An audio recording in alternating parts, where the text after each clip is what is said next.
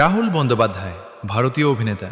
Rahul Bandyopadhyay ১৬ October ১৯৮৩ থেকে ২৯ March ২০২৬ ছিলেন একজন ভারতীয় টেলিভিশন ও চলচ্চিত্র অভিনেতা।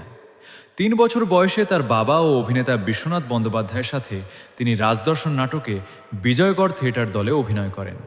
তারপর থেকে তিনি প্রায় ৪৫০ নাটকে অভিনয় করেন।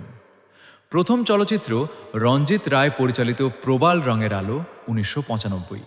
তার অভিনীত চিরদিনই তুমি যে আমার ২০০৮ বক্স অফিসে প্রবল সাফল্য লাভ করে। রাহুল বন্দ্যোপাধ্যায়ের জন্ম অরুণোদয় বন্দ্যোপাধ্যায় ১৬ অক্টোবর ১৯৮৩, বয়স ৪২, কলকাতা, ভারত।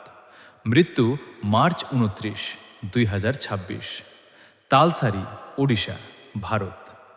জাতীয়তা ভারতীয় মাতৃশিক্ষায়তন, আশুতোষ কলেজ। পেশা অভিনেতা, লেখক। দাম্পত্য সঙ্গী প্রিয়াঙ্কা সরকার, বি ২০১০ থেকে ২০১৭।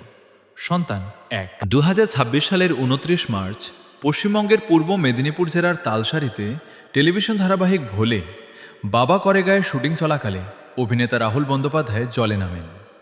শুটিংয়ের সময় তিনি পানিতে তলিয়ে যান বলে জানা যায়। পরে উপস্থিত টেকনিশিয়ানরা তাকে উদ্ধার করে দীঘা হাসপাতালে নিয়ে যান। তবে হাসপাতালে পৌঁছানোর আগেই তার মৃত্যু হয়েছে বলে প্রাথমিকভাবে জানা যায়। প্রাথমিক প্রতিবেদনে তার মৃত্যুর সম্ভাব্য কারণ পানিতে ডুবে যাওয়া বলে উল্লেখ করা হয়েছে। ঘটনার পর তার মরদেহ দীঘা হাসপাতালে নিয়ে যাওয়া হয় এবং সেখানে ময়নাতদন্ত সম্পন্ন হওয়ার কথা জানানো হয়।